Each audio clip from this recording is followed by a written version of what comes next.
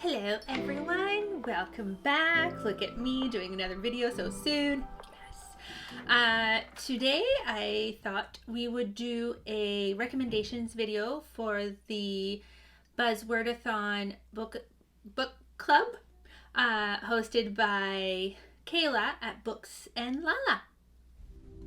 I would like to begin by acknowledging the Nutchellet people, traditional custodian of the land on which we are filming today, and pay respects to their elders past and present. So if you don't know what the Buzzwordathon is about, it's a book club that's loosely administered by Kayla at Books and Lala.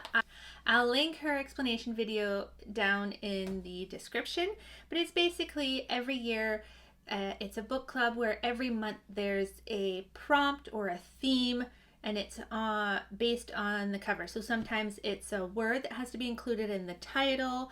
Sometimes it's just a theme, and then everything that kind of like falls under that theme. You can pick a book and then you just read a book. So what I have done is I've based my in real life book club on this concept. So that way in my book club, we just go by the theme, and everyone that's in my book club gets to pick a book that they want to read with, you know, still within that theme, and then we meet once a month and we discuss books.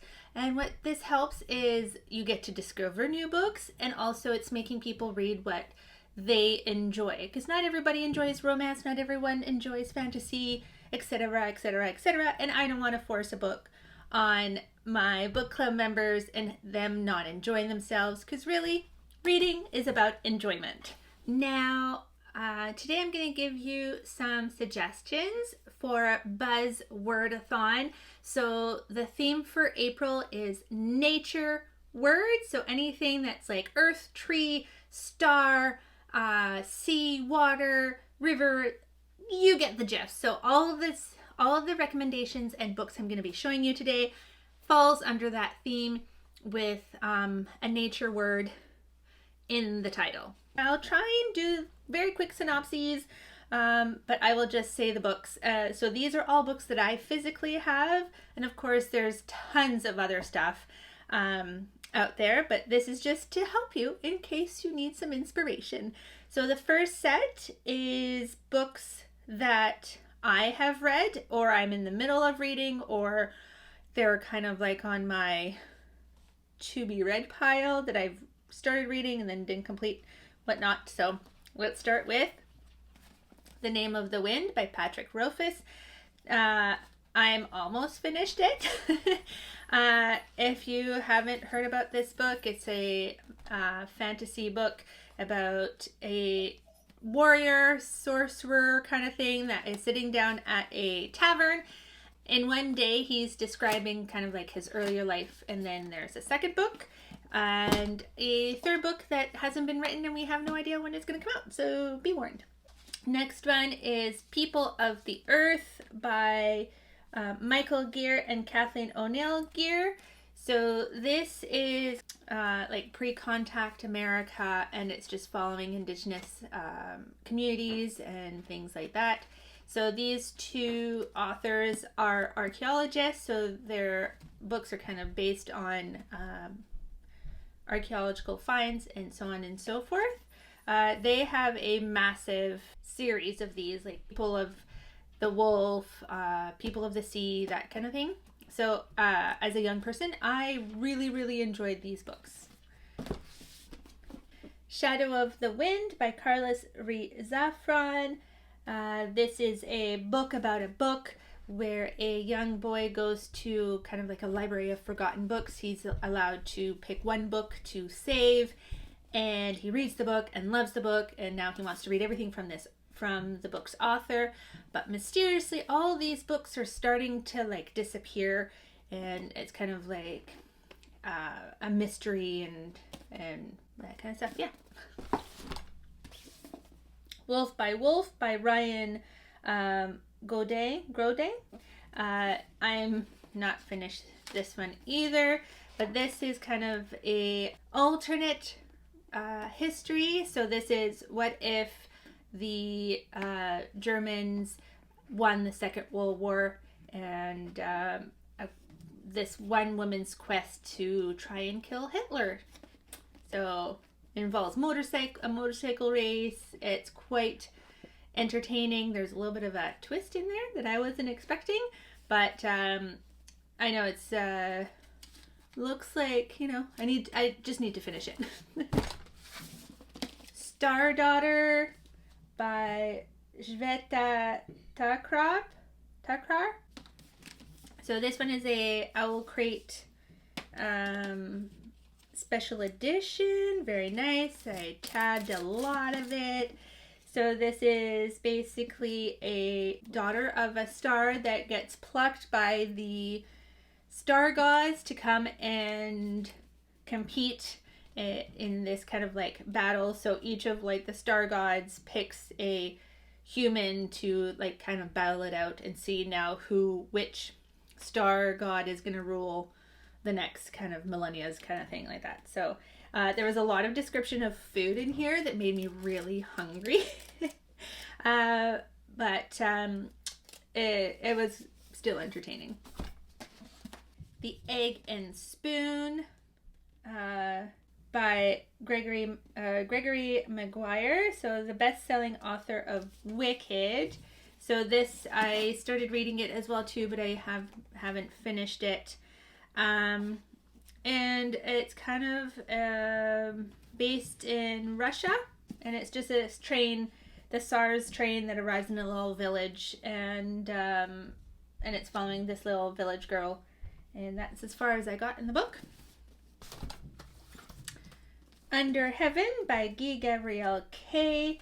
So again, I'm almost finished it, and this one is about ancient China, and this huge group of white horses has just been gifted to a person, and these white horses are only supposed to be given to rulers, emperors, and that sort of thing.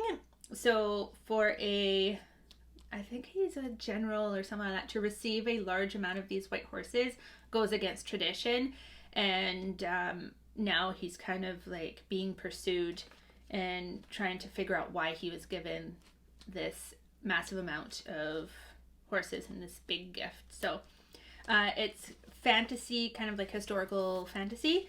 If you don't know Guy Gabriel Kay, he does a lot of sometimes dual timeline, like past and present, kind of retellings.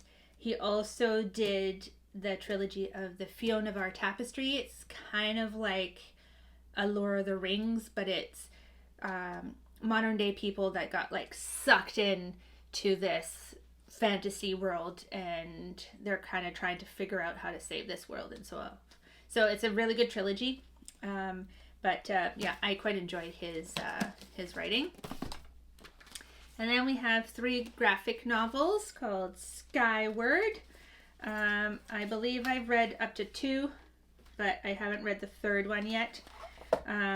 So it's about all of a sudden the gravity on Earth kind of disappears and everything starts floating out into space.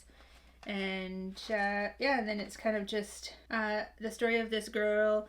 I believe she's like a courier and that kind of thing, and yeah, and it's quite entertaining. I quite enjoyed it. Next is The Starless Sea by Erin Morgenstern. She's the author of The Night Circus.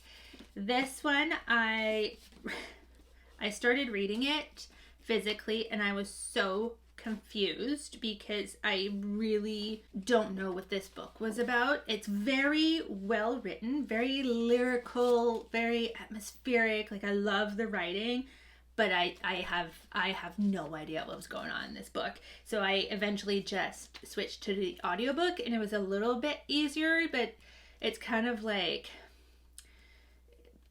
portal magic, like going through doors. Like, I believe this their main character like goes into a library, picks up a book, starts reading it, and discovers that the book is about their life, and then it just kind of goes from there. But yeah, I just found it very confusing. Writing was awesome, but I was so lost. Next is The Mists of Avalon by Marion Zimmer Bradley. So this is kind of like a classic fantasy novel, kind of a King Arthur retelling, re-legend kind of thing. So I read this in 94. I still remember it being quite enjoyable, and I liked it. So if you want a non-fiction, we have Clanlands in New Zealand. So from Sam Heughan and Graham McTavish. So both actors in the Outlander series, and it's just their trip in New Zealand. So I believe this was a show in the first book, and it was just them traveling England, like the UK, in a caravan and that kind of thing. So I just started this one, but now they are in New Zealand and doing their little traveling and shenanigans. The Ice Dragon by George R.R. Martin. So this is kind of like a middle grade book, very short, as you can tell. Illustrations, big words, lots of space between it, and it's just the story of this one girl and her ice dragon. So nice and short and easy. I really enjoyed this one. Here's kind of a memoir, A Mind Spread Out on the Ground by Alicia Elliott. So it's just Alicia Elliott in kind of like little essays describing her life and her experience as a Indigenous woman in Canada. Ice Planet Barbarian by Ruby Dixon. If you haven't heard about this book, you've probably been living under a rock. It's basically a woman that gets abducted by nasty little green men and crashes on an ice planet, and there are big blue aliens, and things happen. So there's spice in here, you know, women, alien, just be warned. It takes, first little bit is a bit like, this is not right, but it's just so entertaining, and you can read it really fast. Yeah, so just be warned. There's some things in there. Water for Elephant by Sarah Gruen. This story about a boy that runs away to the circus and befriends the elephant, and it was adapted into a movie. The movie's really good, and the book is very enjoyable as well too. Scavenge the Stars by Tara Sim. Kind of like a dual timeline, pirates, and not quite sure what else happens. And it's YA, but still enjoyable. And then Of Fire and Stars by Audrey Colthurst. So another YA book. It's this princess that gets sent off to the neighboring kingdom in an alliance.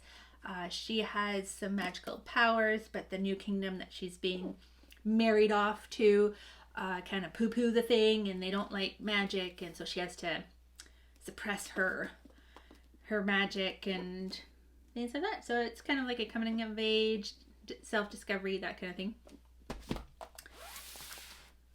Okay, next are the books that I haven't read, but still fit the theme. Okay, so now let's move on to the books that I haven't read, but follows the theme of nature words in the title. Seaweed on the Streets by Stanley Evans. I have no idea what this is about. The only reason why I picked this up is that it's based in Victoria, BC, which I live very close to. The Seed Keeper by Diane Wilson, so an Indigenous author. In the Mountains Echoed by Khaled Hossein, so the same author as The Kite Runner and A Thousand Splendid Suns. The Pull of the Stars by Emma Donoghue. The Art of Racing in the Rain by Garth Stein. The Space Between Worlds by Mackay Johnson.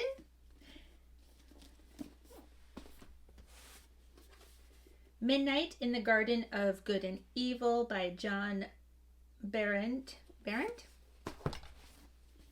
Motorcycles and Sweetgrass by Drew Hayden Taylor, an Indigenous author. All the Light We Cannot See by Anthony Doerr. Like Water for Chocolate by Laura Esquirrel. The Island of Sea Women by Lisa C. Children of Earth and Sky by Guy Gabriel Kay. All the Seas of the World by Guy Gabriel Kay. So I'll probably be reading this one. Once Upon a River by Diane Stetterfield. Other Earth by Jason Segal and Kristen Miller. I can't remember if this is the second one, but we have Other World, probably Other Earth, and then Other Life. All the Stars and Teeth by Adeline Grace. Beasts Made of Night by Tochi Odenbushi. Lake's Edge by Lindell Clipstone. Little Fires Everywhere by Celeste Ng. Snowflower and the Secret Fan by Lisa C. Jade Fire Gold by June C.L. Tan. The Broken Lands by Kate Milford. Sisters of Snake by Serena and Sasha Nanua. Winterwood by Shay Earnshaw. American Dirt by Janine Cummings. I'll probably pick this one up as well too, just to have a variety. Where the Grass is Green and the Girls Are Pretty by Lauren Weisberger. This is a 3-in-1 volume. Blackwater by Michael C. Dowell. So it has The Flood, The Levee, and The House. And then another trilogy, The Calculating Stars by Marie Robinette. So we also have The Fated Sky and The Relentless Moon. So if you feel like tackling a trilogy and getting 3 books in for the same theme, there you go. And there you have it, a little recommendation video for this month's theme of nature words for the Buzzwordathon. Let me know if you're going to be reading any of these. And like I said, I'll leave all the details below in the description, as well as to a link of Kayla's announcement video for her book club. And please join us on Storygraph, and we'll see you again soon. Bye!